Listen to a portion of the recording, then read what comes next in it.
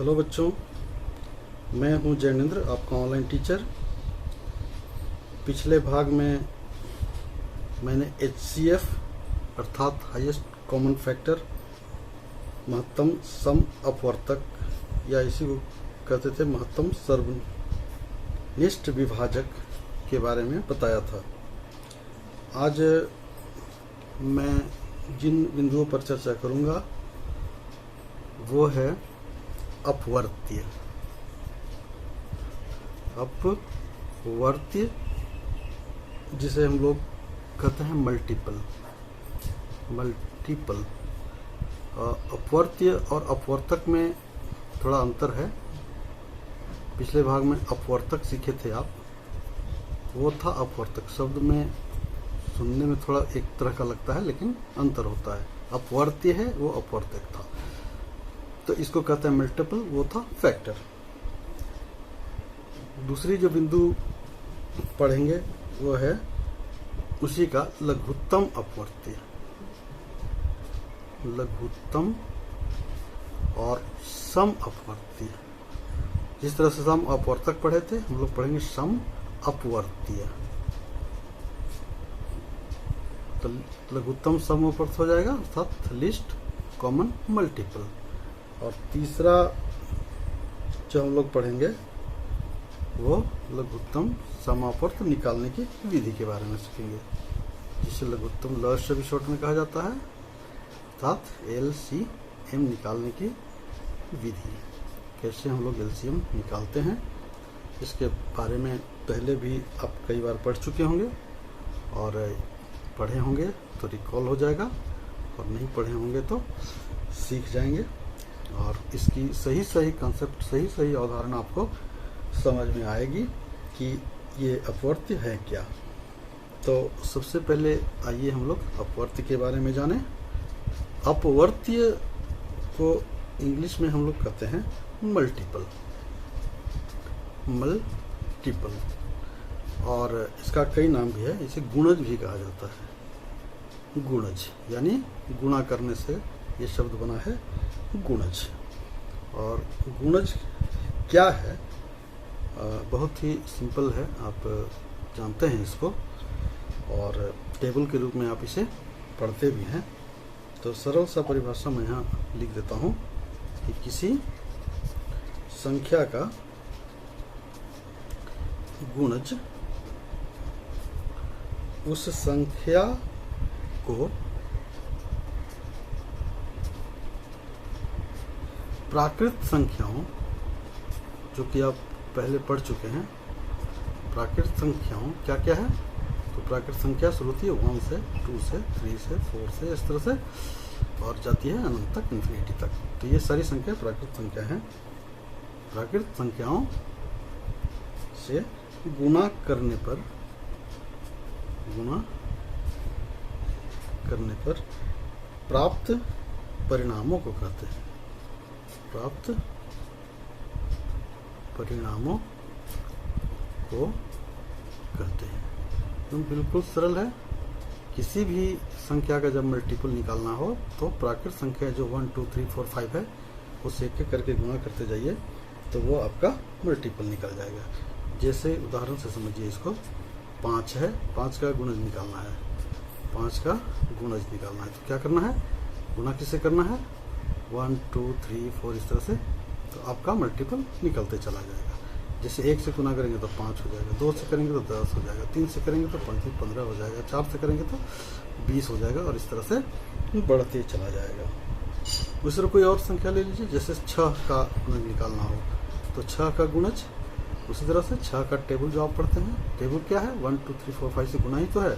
तो 6, 12, 18, 24, 30, 36 and so on. तो 6 का गुणज का मतलब हो गया 6 का टेबल। 14 ऐसे ही पढ़ते हैं, 14, 12, 18, 24, 30, 36, लेकिन हम लोग 60 तक ही पढ़ते हैं। लेकिन गुणज 60 तक ही नहीं है, बल्कि इसका विस्तार आगे भी 66 भी हो जाएगा, फिर 72 हो जाएगा, इस तरह से बढ़ते चला जाएगा। तो समझ गए होंगे गुणज किसको कहते हैं। और एक चीज़ और यहाँ जो जानने लायक बातें हैं उसको थोड़ा सा नोट कर लीजिए।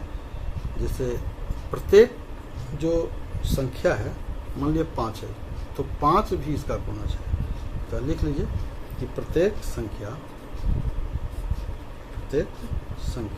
स्वयं का भी गुणज होता है, स्वयं का गुणज होता है।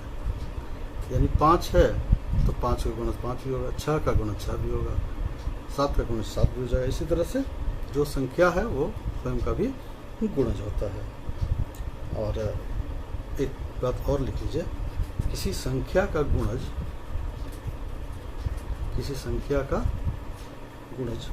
उस संख्या के बराबर होगा या उससे अधिक होगा, उस संख्या के बराबर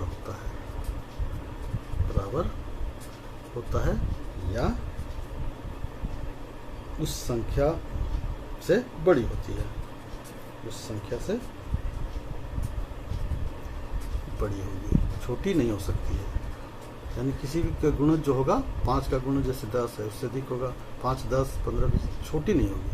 जिस तरह 6 का गुणज 6 होगी, 6 के बराबर या उससे बड़ी होगी, 12 होगी, 18 होगी, लेकिन छोटी नहीं हो सकती है। ये चीज़ याद रखिएगा, ये ध्यान रखना है आपको। तीसरी जो बात है वो है कि किसी संख्या का गुणज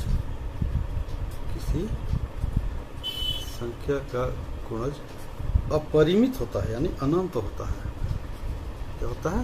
अपरिमित, जिसको अनंत भी कहा जाता है, अनंत होता है, यानी इसका सीमा नहीं है, क्योंकि ये बढ़ते चला जाएगा। जितनी बड़ी संख्या से आप गुणा करते जाएंगे इसका गुणज मल्टीपल बढ़ते चला जाएगा।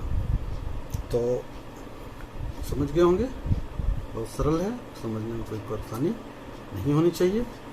अब हम लोग जो लघुत्तम सम अपवर्ती है, सम की बात हम करते हैं, इसका कंसेप्ट कैसे सम और फिर लघुत्तम की बात करेंगे। तो यहाँ जान लीजिए सम अपवर्ती के बारे में, यानी कॉमन मल्टीपल। कॉमन, जैसे हम लोग पिछले भाग में पढ़े थे कॉमन फैक्टर के बारे में, सम अपवर्तक के बारे में, उसी तरह यहाँ हम लोग पढ़ेंगे कॉमन मल्टीपल के बारे में। यानी इसको उभयनिष्ठ भी कह सकते हैं। दूसरा इसका नाम क्या हो सकता है? उभयनिष्ठ गुणज। इसको उभयनिष्ठ गुणज कहेंगे, यानी दोनों में शामिल, या सर्वनिष्ठ भी इसको कहीं कहीं पढ़ा जाता है। तो कंफ्यूज नहीं होना है, आप समझ जाएंगे सम अपवर्ती क्या है, उभयनिष्ठ क्या है, और मल्टीपल क्या है, फैक्टर क्या है, अपवर्त्य क्या है, अपवर्तक क्या है, ये आपको याद रखना होगा। तो चलिए बता देता हूँ उदाहरण से। जैसे 3 का अपवर्त्य निकालना है, 3 का अपवर्त्य क्या हो जाएगा?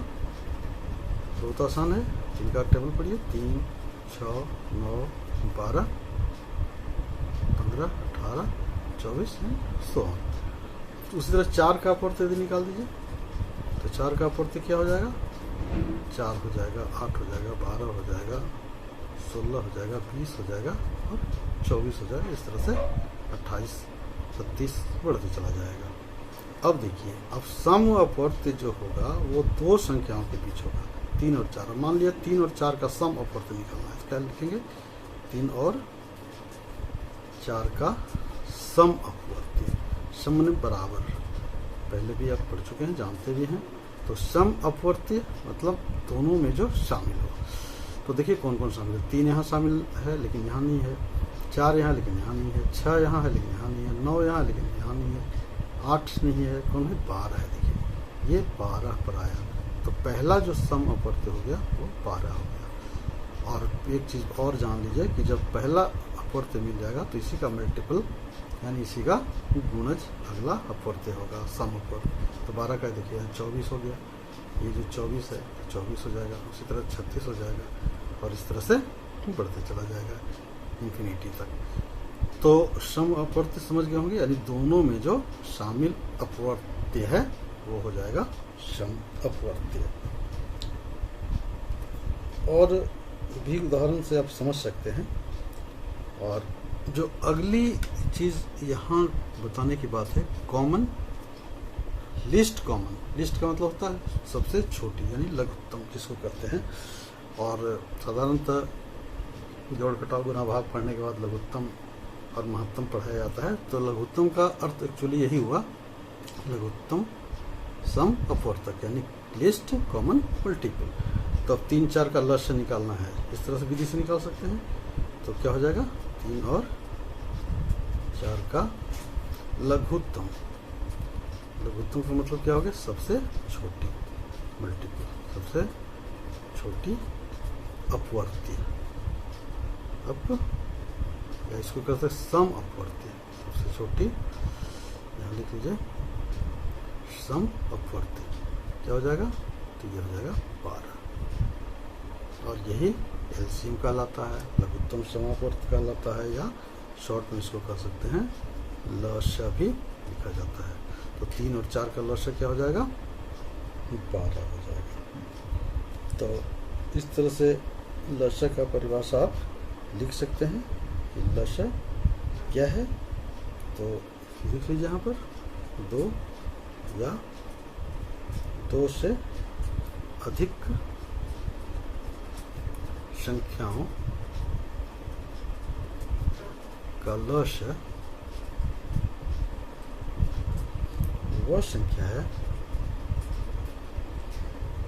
वह संख्या है जो उभयनिष्ठ गुणनखंडों, उभयनिष्ठ गुणजों, गुणजों लिखेंगे, उभयनिष्ठ गुणजों या अपवर्तियों भी कर सकते हैं, अपवर्तियों में सबसे छोटा है, तो सबसे छोटा।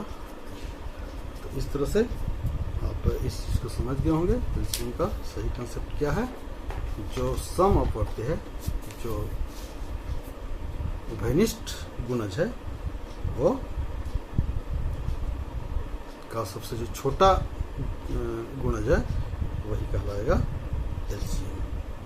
ठीक है, तो अब आगे हम लोग बढ़ते हैं एलसीएम निकालने की विधि के बारे में, यानी लक्ष्य और कह सकते हैं, या लक्ष्य कहिए, लक्ष्य या एलसीएम निकालने की विधि। एक विधि तो आप पहले ही पढ़ चुके, गुणज निकाल करके सम गुणज निकालेंगे, सम अपवर्त निकालेंगे, और उसमें सबसे छोटा होगा वो। तो जो पहला तरीका है वो एक बार एग्जाम्पल से फिर देख लीजिए। जैसे मान लीजिए 6 और 15 का लक्ष्य निकालना है, निकालने, ये सवाल है आपका कि 6 और 15 का लक्ष्य निकालेंगे। तो 6 का गुणज पहला विधि से क्या है, 6 का गुणज निकाल लीजिए।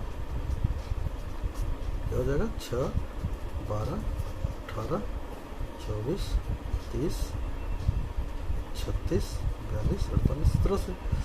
इसी तरह 15 का गुणज क्या हो जाएगा, 15 30 45 60, 15 का टेबल। और सम अब यहाँ निकालना है, समअपवर्त्य, सम अपवर्त्य कहिए या उभयनिष्ठ गुणज कहिए, उभयनिष्ठ गुणज। ये क्या हो जाएगा, तो देखिए 6 12 18 24 15 30 है, 30 है, यहाँ है, यहाँ है, यानी पहला हो जाएगा 30। और मैंने बताया 30 का मल्टीपल अगला हो जाएगा, यानी 60 हो जाएगा, 90 हो जाएगा, और इस तरह से ये पता करके आप निकाल सकते हैं। और अब 6 तो सिंपल से निकाल सकते हैं, 6 और 15 का लक्ष्य क्या हो जाएगा, हो जाएगा 30। इस तरह से पहला विधि ये निकालने का है। दूसरा जो विधि है वो है अभाज्य गुणनखंड विधि, अभाज्य गुणनखंड विधि, यानी prime factor method. Prime factor तो आप पढ़ चुके हैं पिछले भाग में। तो ये जो फैक्टर है, गुणनखंड है, बताया था गुणनखंड क्या है और अभाज्य गुणनखंड क्या है, यानी किसी संख्या के अभाज्य संख्याओं में गुणा के रूप में लिखना उसको। जैसे 6 का अभाज्य गुणनखंड क्या हो जाएगा, 6 का अभाज्य गुणनखंड हो जाएगा 2 × 3, अच्छा हो गया, पहले पढ़ चुके हैं। इसी तरह से 15 का कहा जाए तो 15 का अभाज्य गुणनखंड क्या हो जाएगा, अभाज्य खंड हो जाएगा 3 × 5। तो अब जो लक्ष्य निकालना होगा, देखिए वहाँ हम लोग मौशा भी निकाले थे, इससे जो कॉमन था 3 और 3 मिल जाता था, 3 को हम लोग मौशा निकाल देते थे। लेकिन यहाँ जो भी कॉमन होगा उसको सिर्फ एक बार लिखेंगे। जैसे जब लक्ष्य निकालना हो जाएगा, लक्ष्य यानी इसका लक्ष्य 6 और 15 का, तो देखिए यहाँ कैसे करेंगे, 2 है यहाँ लिखेंगे, 3 दोनों में है तो एक बार लिखेंगे, और ये भी कट गया और ये 5 लिखेंगे। यानी जो मल्टीपल कॉमन है उसको सिर्फ एक बार लिखा जाएगा, और इस तरह से मल्टीप्लाई कर देंगे, 15 × 30। तो इस तरह से भी आप लक्ष्य निकाल सकते हैं, बहुत ही सिंपल है। और तीसरा जो तरीका है वो है विभाजन विधि। वर्ग तक भी हम लोग निकाले थे विभाजन विधि से, और हम लोग लघुत्तम यानी एलसीएम लिस्ट कॉमन मल्टीपल भी विभाजन विधि से निकाल लेंगे। जैसे उदाहरण यहाँ भी ले लेते हैं, 6 और 15 का एलसीएम क्या होगा, यानी लक्ष्य क्या होगा। तो विभाजन विधि से देखिए लोग कैसे निकालते हैं, तो 6 और 15 को सबसे छोटी संख्याओं के दोनों को मिला करके विभाजित करते हैं। तो सबसे छोटी यहाँ 2 से, और एक चीज़ ध्यान रखिए कि दोनों संख्या में कम से कम भाग लगना चाहिए। तो यहाँ 2 से तो दोनों में नहीं लग रहा, लेकिन 3 से लग रहा है, तो 3 से करेंगे, 3 × 6 और 3 बचे 15। अब कोई भी वैसा मल्टीपल नहीं है जिससे हम भाग दोनों में लगा सकें। इसका मतलब हो जाएगा ये जो संख्याएं बच गई उसको हम लोग गुना कर देंगे, मल्टीप्लाई कर देंगे, तो क्या हो जाएगा 3 × 2 × 5, यानी 3 × 6 बजे 30। ये देखिए जैसे यहाँ निकाले इस तरह से भी आप विभाजन विधि के द्वारा एलसीएम निकाल सकते हैं। चलिए एक और उदाहरण हम लोग ले लेते हैं, जैसे 30, 24 और 20, 30, 24 का लक्ष्य निकालें। ये तो उसी तरह से निकालेंगे भाग विधि की तरह, पहले छोटी संख्या लिखते हैं, फिर 24 लिख देते हैं, फिर 30 लिख देते हैं, और सबसे छोटी संख्या से भाग लगाएंगे, 2 से भाग लगाइए, तो कितना बार में लगेगा, 10 बार में, फिर कितना बार में लगेगा, 12 बार में, कितना बार लगेगा, 15 बार में, फिर 10 और 12 2 से लग सकता है, फिर लगाइए 5 से 6 और 15, फिर 3 से लगा सकते हैं, ये और ये लग जाएगा, 3 से 5, 3 दूना 6 और 3 बचे 15, फिर 5 से ये लग जाएगा, 5 से 5 × 5, तो जो का 3 उतर जाएगा, 5 × 5। इस तरह से संख्याएं क्या मिल गई, 2 × 2 × 3 × 5 × 2, 2 2 3 5 2 गुना कर दीजिए, 2 दूना 4, 3 12, 25 60 गुना 120, और ये हो जाएगा 30, 24 और 20 का एलसीएम। तो इस प्रकार विभाजन विधि के द्वारा बड़ी संख्याओं का लक्ष्य आप निकाल सकते हैं। यहाँ लिख लीजिए कि विभाजन विधि द्वारा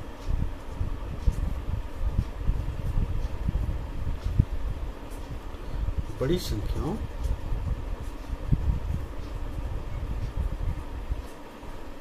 का लक्ष्य निकाला जा सकता है। आसानी से निकल जाएगा और आसानी से इसको सीख सकते हैं। किताब में बहुत सारा प्रैक्टिस होगा, अभ्यास होगा, आप कर लेंगे। और एक चीज़ यहाँ ध्यान देने की बात है कि कुछ ऐसे सवाल होते हैं जो भाषा आधारित होते हैं। भाषा आधारित सवाल ये बच्चे ज़्यादा कंफ्यूज करते हैं। प्रश्न जो होते हैं, जैसे मान लिया क्वेश्चन रहेगा कि 20, 24 या 30 ही ले लीजिए, 20, 24 और 30 केलों के समूह को, केलों के समूह बनाने के लिए के लिए कितने किलो की आवश्यकता होगी, कितने किलो की आवश्यकता होगी। तो बिल्कुल सिंपल है, इसका मतलब है समूह बनाना है 20, 24 और 30 का। तो भाषा आधारित सवाल है, कंफ्यूज नहीं होना है, इसको यही समझ लेना है कि 20, 24 और 30 का एलसीएम निकालने के लिए कह रहा है। और 20, 30 का एलसीएम निकाल देंगे तो 120 आएगा, अर्थात 120 केला लेंगे। तो चाहे 20 का ग्रुप बनाए, 24 का ग्रुप बनाए या 30 का ग्रुप बनाए, समूह बनाए, बिल्कुल सही बन जाएगा। और उसी तरह से मान लिया एक और सवाल ले लेते हैं। जैसे कहा जाए कि 3 घंटियाँ हैं, 3 घंटियाँ हैं जो कि 5, 10 और 15 मिनट के अंतराल पर बजती हैं। 15 मिनट के अंतराल पर बजती है। तो तीनों एक साथ कब बनेंगी?